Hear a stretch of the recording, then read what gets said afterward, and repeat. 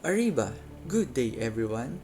I am Andrae Sebastean Alegre, and today I'm going to present my website with email verification in integrative programming using PHP mailer and CRUD operations.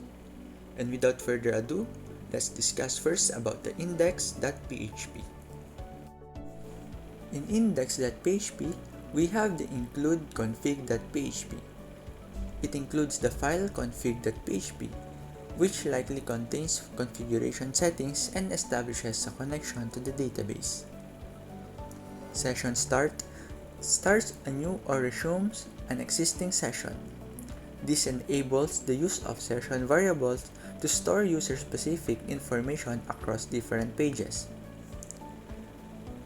$message initializes an empty variable $message. It will be used to store messages or notifications to be displayed to the user. The code checks if the $get verification variable is set. This suggests that it expects a verification code to be passed as a query parameter in the URL. Inside the first if condition, the code executes a SQL query to check if a user with the provided verification code exists in the users table of the database. If a matching row is found, it updates the user's record by setting the verification code to an empty string. Inside the first if condition, the code executes an SQL query to check if a user with the provided verification code exists in the users table of the database. If a matching row is found, it updates the user's record by setting the verification code to an empty string. This is likely done to mark down the user's account as verified.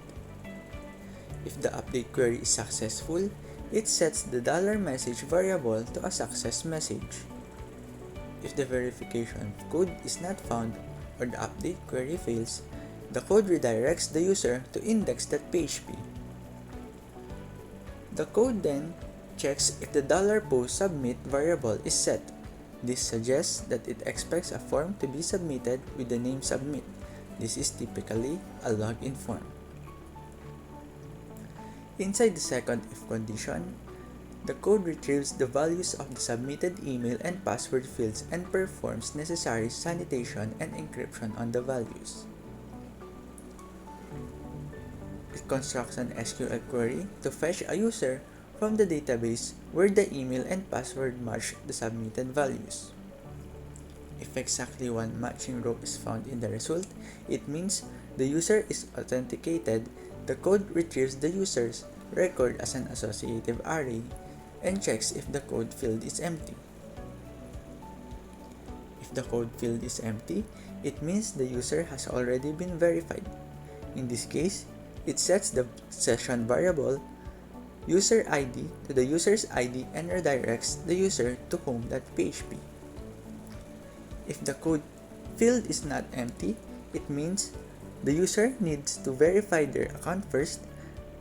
The code sets the $message variable to an information message indicating that the user should verify their account and try again. If no matching row is found in the result, it means the submitted email or password is incorrect.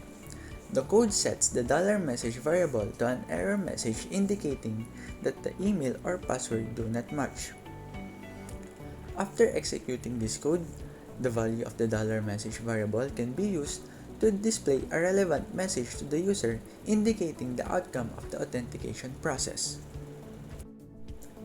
In register.php, the code imports the necessary PHP mailer classes, PHP mailer, SMTP, and exception, using the use statement. These classes are used to send emails.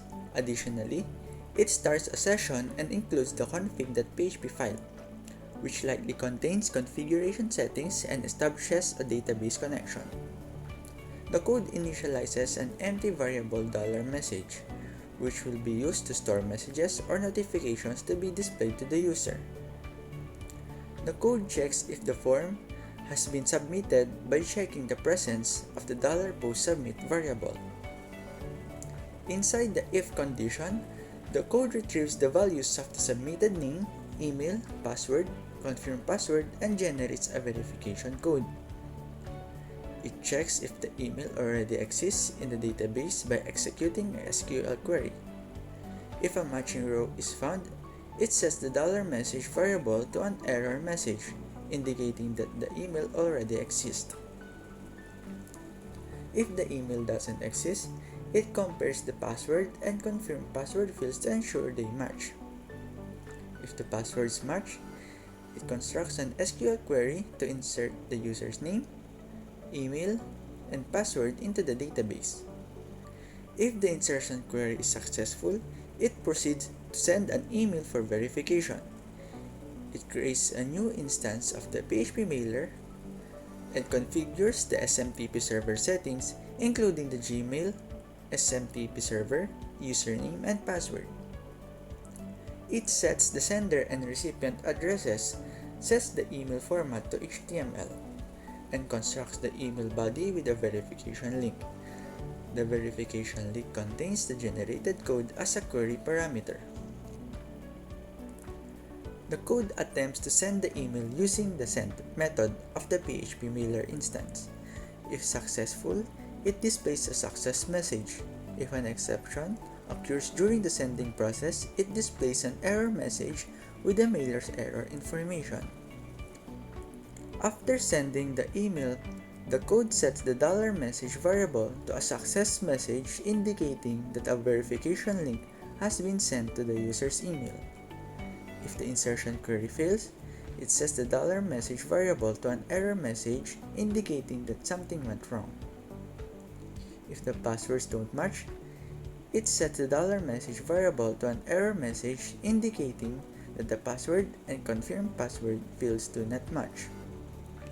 After executing this code, the value of the $message variable can be used to display a relevant message to the user, indicating the outcome of the registration and email verification process. Additionally, the code echoes a hidden div element containing debugging information related to the email sending process, which is not displayed to the user under normal circumstances. In home.php, this code retrieves all records from the user's table in the database and stores the result in the $result variable. The retrieved data can be further processed or displayed as needed. This code ensures that the user is logged in by checking if the user ID session variable is set. If the variable is not set, it redirects the user to the index.php page and exits the script. If the logout parameter is present in the URL, it clears the session data, destroys the session, and redirects the user to the index.php page before exiting the script. Then retrieves the user's data from the user's table using the user ID session variable as a condition. Any errors that occur during the database query are handled, and finally, the retrieved data is stored in the fetch variable. In update profile.php, this code handles the updating of a user's profile information. It starts by including the config.php file and starting a session. The user ID is retrieved from the session. If the form with the name update profile is submitted, the code retrieves the updated name and email from the post data, then executes an SQL query to update the user's name and email in the user's table based on the user ID. If the user has provided values for updating the password, the code compares the old password with the one stored in the database and checks if the new password matches the confirmed password. If the validation passed, the password is updated in the database. The code also handles updating the user's profile image by checking the size of the uploaded image, moving it to a specific folder, and updating the image file name in the database. Any errors or success message are stored in the message array. Lastly, the config.php. This code establishes a connection to a MySQL database using the MySQL extension in PHP. It attempts to connect to the database server running on localhost at port 3308 using the username root and an empty password. The login database is selected. If the connection fails, it displays the message connection failed.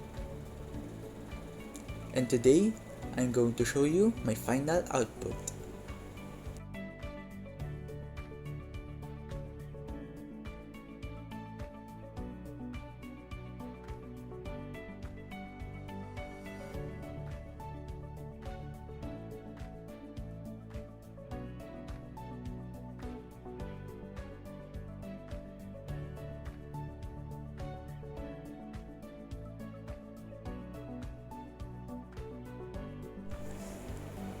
That's all.